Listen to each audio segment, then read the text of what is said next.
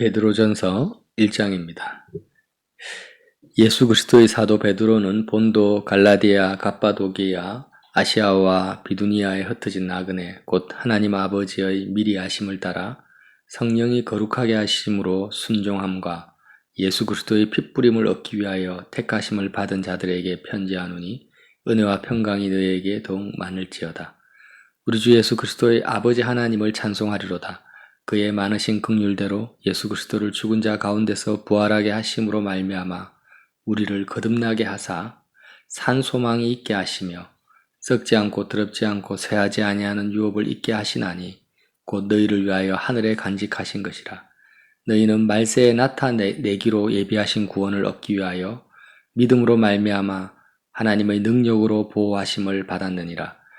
그러므로 너희가 이제 여러 가지 시험으로 말미암아 잠깐 근심하게 되지 않을 수 없으나 오히려 크게 기뻐하는도다.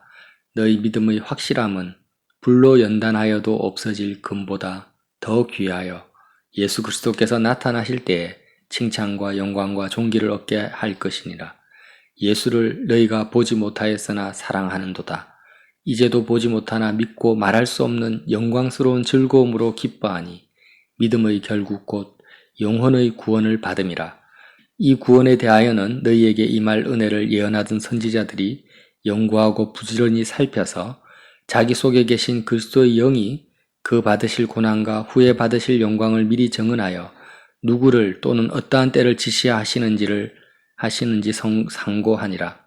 이 섬긴 바가 자기를 위한 것이 아니요 너희를 위한 것임이 계시로 알게 되었으니 이것은 하늘로부터 보내신 성령을 힘입어 복음을 전하는 자들로 이제 너희에게 알린 것이요 천사들도 살펴보기를 원하는 것이니라. 아멘.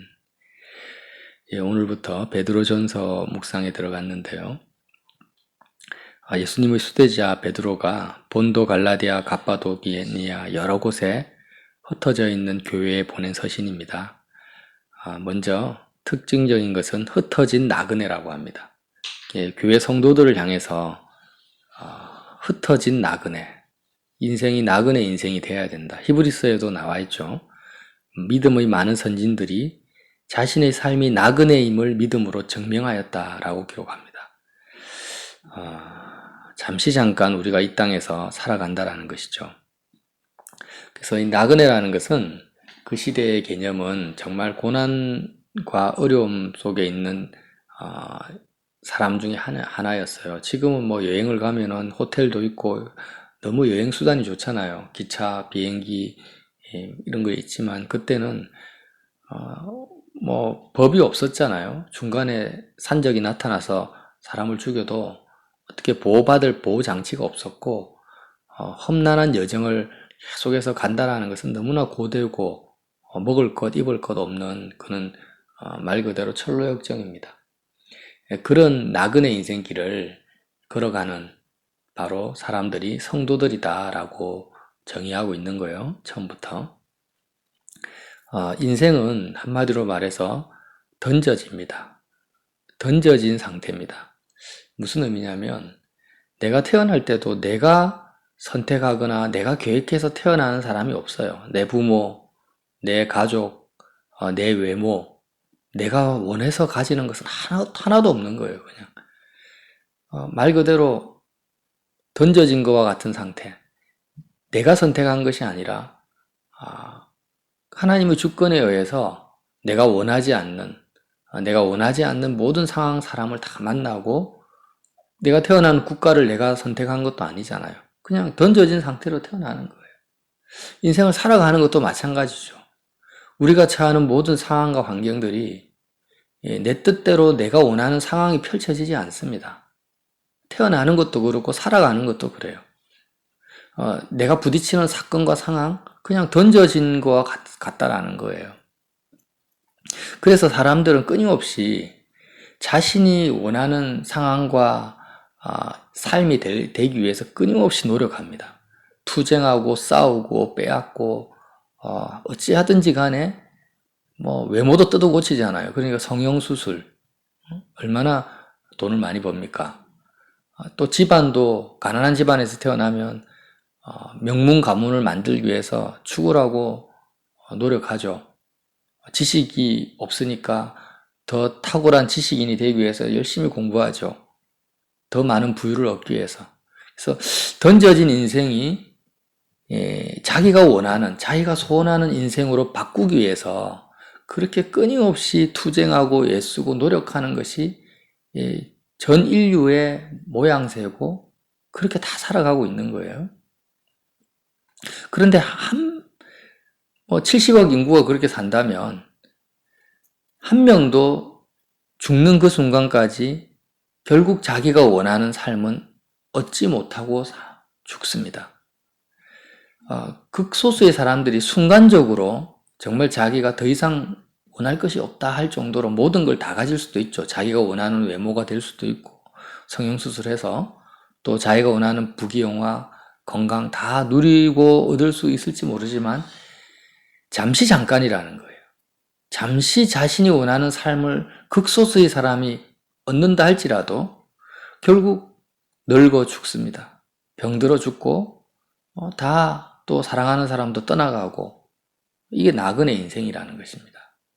그래서 인생살이 자체가 기쁨이 없어요.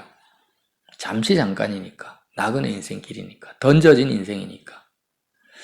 그래서 우리는 이런 인생 앞에서 이제 정말 물어야 될 질문을 해야 되는 것입니다. 왜 하나님은 사람을 사랑하신다고 하면서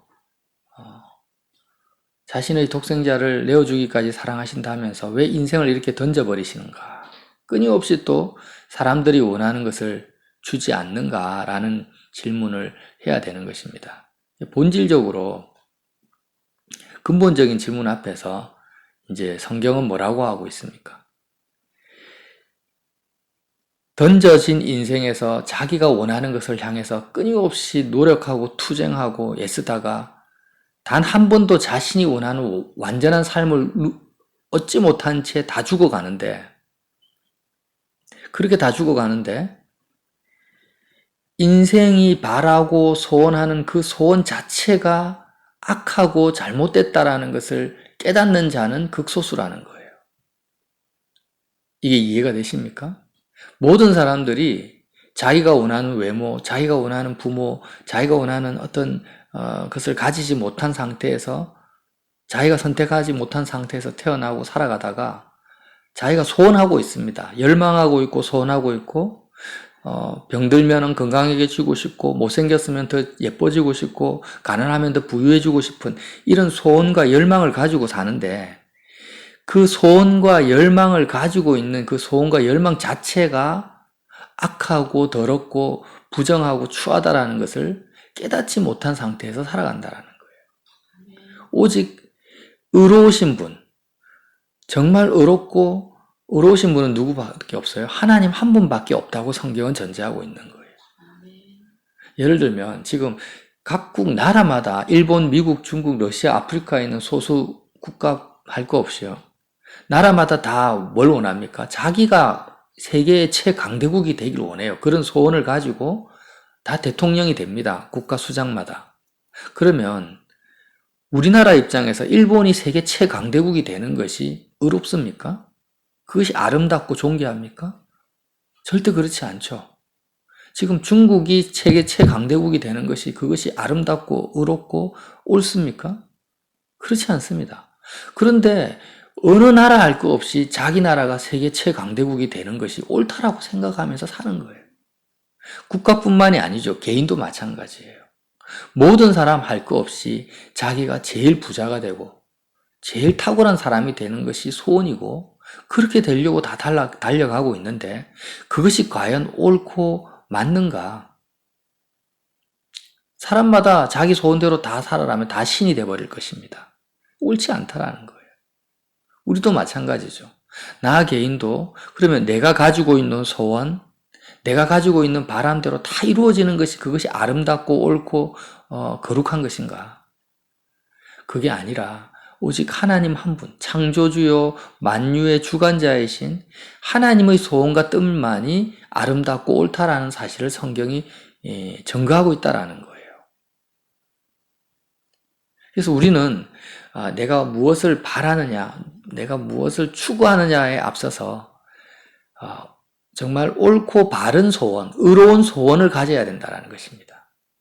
던져진 상황에서 무조건 내 욕망, 내 소욕을 쫓아서 달려갈 것이 아니라는 거예요. 사람들은 다 그냥 자기 소욕과 욕망이 옳은지 틀린지도 구분하지 못한 상태에서 무조건 옳다라는 전제하에서 열심히 달려가고 있는 거예요. 다 지옥을 향해서 가고 있는 거죠. 의롭지가 못한 소원을 향해서 붙들고. 그래서 하나님의 자녀들은 하나님이 택하셨어요. 오늘 말씀에 의하면요. 2절에 하나님 아버지의 미리 아심을 따라. 하나님이 뭘 아십니까? 저 사람이, 저 인생이 무조건 달려가지 아니하고 자신의 소원과 욕망이 옳은지 그른지를 분별할 것을 미리 아시는 것입니다. 그 아심을 따라 성령이 거룩하게 하심으로, 성령이 뭘 거룩하게 하십니까? 욕망을, 소욕을 거룩하게 하시는 거예요. 하나님 아버지와 같은 소욕을 갖게 하신다라는 거예요. 거룩하게 하심으로 순종합니다. 예수 그리스도의 핏부림을 얻기 위하여 택하심을 받은 자들, 이 교회입니다. 그러니까 왜 하나님이 우리를 창세전에 미리 아시고 우리를 택하셨는가? 70억 인구가 다 그냥 자기가 처한 상황, 환경에 던져진 상황에서 더 나은 자기 소욕과 욕망을 쫓아서 무조건 달려가는데 하나님께서 택하신 거예요, 우리를. 어떤 사람을 택했습니까? 내가 바라고 내가 원하는 내 소원 자체, 내 소욕 자체가 틀렸구나. 내가 지금 순간순간 우리는 내가 바라는 상황들이 생기잖아요. 내 바라는 그 마음 자체가 악하다라는 것을 깨닫고 돌이키고 성령의 거룩하심으로 말미암아 순종할 수 있는 사람을 택하셨다라는 거예요. 그게 교회라는 것입니다. 그래서 어떻게 우리는 자기를 부인하고 하나님 아버지의 뜻을, 하나님 아버지의 생각과 뜻을 먼저 받아들일 수 있습니까? 바로 예수 그리스도를 통해서 받아들인다라는 거예요. 그래서 우리 주 예수 그리스도의 아버지 하나님을 찬송하리로다. 예수님을 통해서 우리를 그렇게 바꾸신, 변화시키신 하나님을 찬송하리로다. 어떻게 우리를 변화시킵니까? 그의 많으신 긍휼대로 예수 그리스도로 말미암아 우리를 거듭나게 하사 산 소망이 있게 하시고. 자, 여기서 거듭난다라는 개념이 여기서 이해가 되는 거예요. 거듭난다라는 것은 다시 태어난다라는 뜻인데, 던져진 인생, 모든 인생이 자기가 가지고 있는 소원함, 바람이 틀린지 그른지도 분별하지 못한 상태에서 달려가는 그 인생이 옛 자아가 죽어버리고 새롭게 다시 태어납니다. 어떻게 해요? 하나님 아버지의 뜻과 바람을 소원하는 인생으로 태어나는 것을 거듭난다, 이렇게 말하는 거예요. 그래서 당신이 거듭났습니까? 우리가 물어보잖아요. 그럼 나는 거듭났다. 그 의미가 뭡니까? 교회 출석한다, 예배한다, 11조 낸다, 이게 아니에요. 이전에는 자녀를 볼 때나 내 인생을 볼 때나 그냥 내가 육신의 소욕을 쫓아서 내가 원하는 대로 달려간, 내 뜻을 주장하고 고집하고 달려갔었는데, 나는 내가 거듭났다라는 거, 이제부터는 내 뜻, 내 소원을 십자가에 못 박아버리고 하늘에 계신 아버지의 뜻을 내가 그 뜻에 참여하고 그 뜻을 내가 원하는 사람이 되었다라는 거예요. 그게 다시 태어났다, 거듭났다. 내 사업을 향해서, 나 자신의 인생을 향해서 내 뜻이 없는 거예요, 이제는. 생겨도 그것을 계속 십자가에 못 박는 사람, 아버지의 뜻을 따라서 사는 사람, 거듭난 사람이라는 거예요. 우리를 거듭나게 하사 이제는 산 소망이 있게 하시고, 이 땅에서 잘 되고 잘 먹고 잘 사는 것이 아니라 하나님 아버지의 뜻은 영원한 기업을 주시는 거예요. 영원한 삶을 우리에게 주시, 그 아버지의 뜻의 그 소망, 산 소망, 살아있는 소망을 우리에게 있게 하시고, 4절에 썩지 않고 더럽지 않고 쇠하지 아니하는 유업을 있게 하시나니 곧 너희를 위하여 하늘에 간직하신 것이라. 너희는 말세에 나타내기로 예비하신 구원을 얻기 위하여. 이게 구원이라는 거예요. 말세 우리를 향한 구원입니다. 그래서 불신자들에게 정말 구원이 무엇인지, 성경에서 말하는 구원이 뭔지를 불신자들이 이해한다면 구원을 원하지 않을 거예요. 왜요? 구원이라는 것은 지금 내가 원하는 소망과 소원이, 그게 육신의 정욕과 소욕이죠. 그게 다 사라지는 게 구원인 거예요, 1차적으로. 그걸 원하는 불신자들이 어디 있겠어요? 정말 택하심을 받은 자만이 구원을 소원한다라는 거예요. 자, 다시 정리할게요. 거듭난다라는 것이 뭐냐? 구원이라는 것이 뭐냐? 지금 우리가 던져진 인생 가운데서 우리는 끊임없이 몸이 아프면 건강하고 싶다. 사업을 하게 되면 성공하고 싶다. 자녀를 키우면 출세시키고 싶다. 이런 강렬한 소원이 생기는데, 이렇게 소원이 생기는 이 옛 자아가 완전히 소멸되어지는 것이 거듭나는 것이고 구원이 1차적으로. 이 구원을 누가 원하겠습니까? 우상숭배자들은 절대 성경에서 말하는 구원을 바라지도 않습니다. 그걸 원하지도 않아요. 그런 구원 자체를 상상도 해본 적이 없는 거예요. 하나님이 택하시고 성령으로 거룩하게 한 자만이 성경이 말하는 거듭남과 구원을 사모하는 것입니다. 자, 그래서 6절에 그러므로 너희가 이제 여러 가지 시험으로 말미암아 잠깐 근심하게 되지 않을 수 없으나 오히려 크게 기뻐하는도다. 우리가 시험을 받아요. 구원받았지만, 복음을 깨달았고 내가 주님을 따라간다고 하지만 또 눈에 보이고 귀에 들리는 것 때문에 우리의 육신의 소욕과 싸우는 것입니다. 끊임없이 싸우죠. 죽는 그 순간까지. 이게 시험입니다. 시험. 내 뜻, 내 소원이 하나님의 뜻을 앞서가 버려.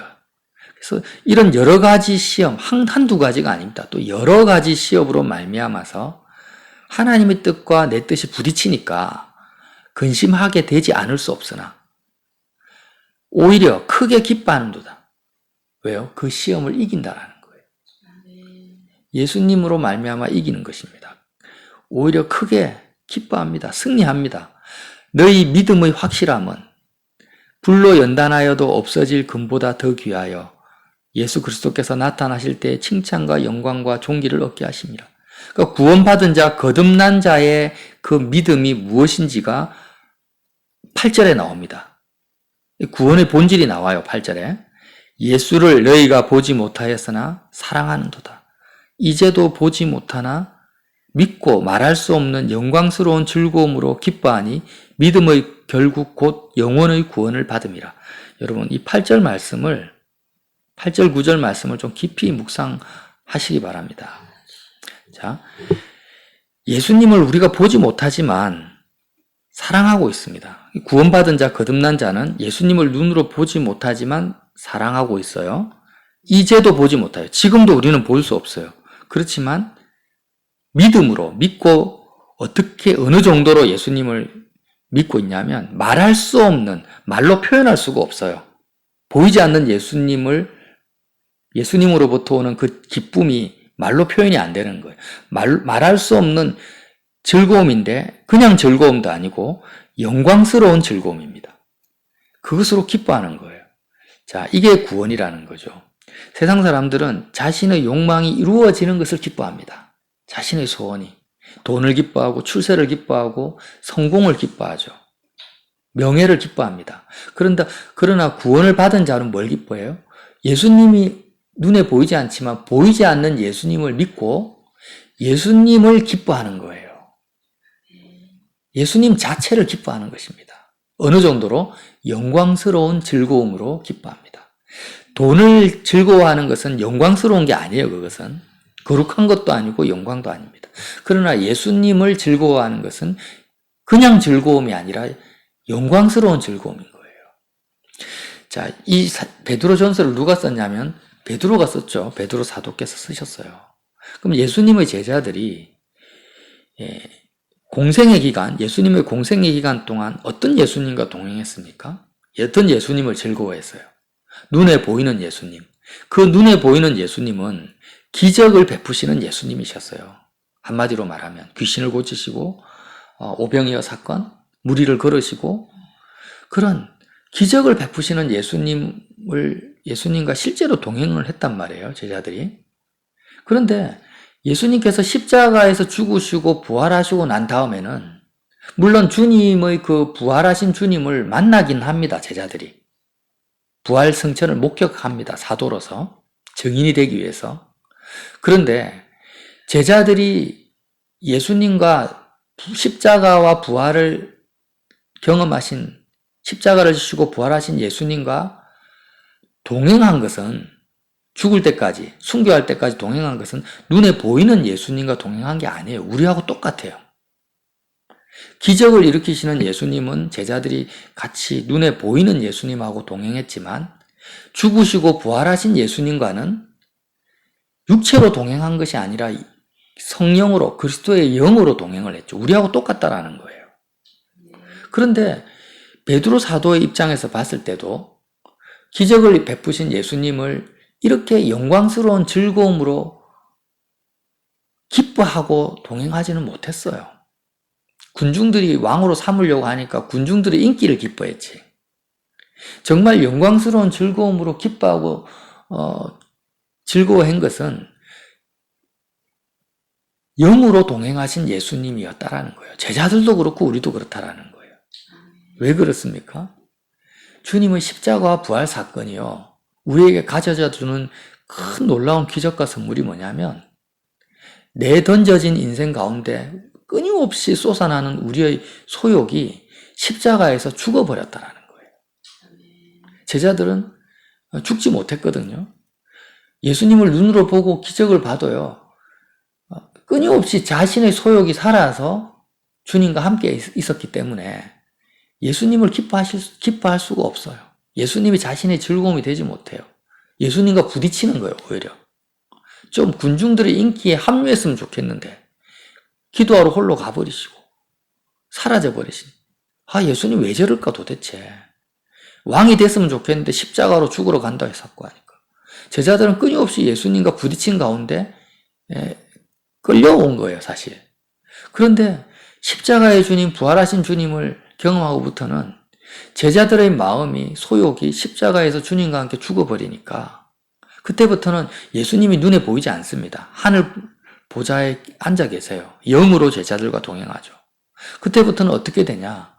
눈에 보이지 않는 주님과 동행했지만 제자들의 마음 자체가 날마다 사도 바울의 고백처럼 나는 날마다 죽노라. 던져진 인생 가운데 계속 제자들의 소원과 소욕이 죽어버리니까 오직 제자들의 마음에는 뭐밖에 안 남아요? 하나님의 뜻에 온전히 순종케 하시는 그 십자가의 주님이 보화 같은 거예요.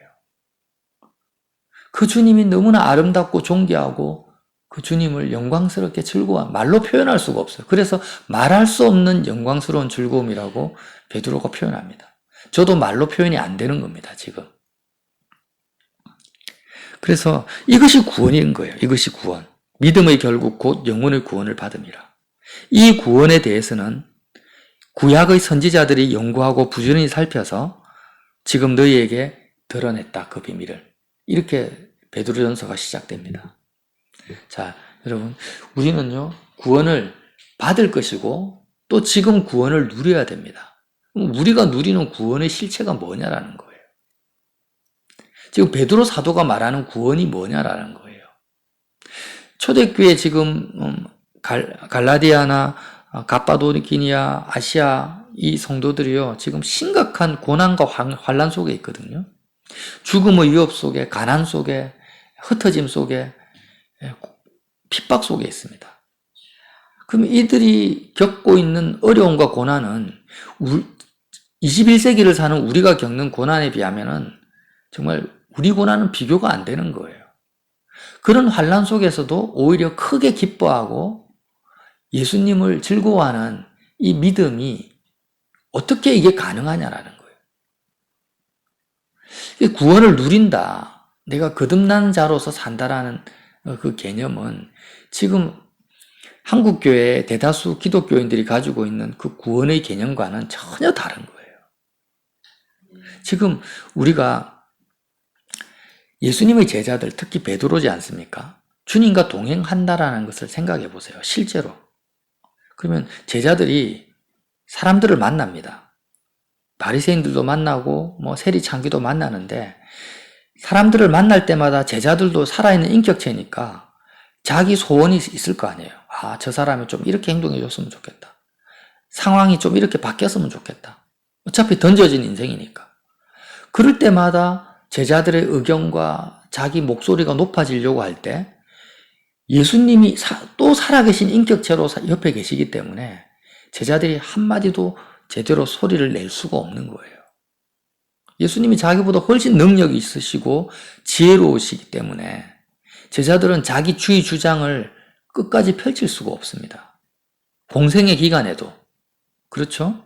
그런데 하물며 십자가에서 죽으시고 부활하신 예수님, 영이신 예수님과 동행할 때는요, 제자들은 자기 실체가 십자가에서 다 벌거벗긴 상태로 다 드러난 거예요. 아, 그렇구나. 내가 순간순간 내가 가지는 소원과 소망은 정말 더럽고 악하고 추한 것밖에 없구나. 나라는 존재, 나의 소욕과 소원은 십자가에 못 박아 버려야 될 그런 악이라는 것이 완전히 다 만천하에 드러난 상태입니다. 그래서 바울이 날마다 죽노라 이렇게 고백한 거잖아요.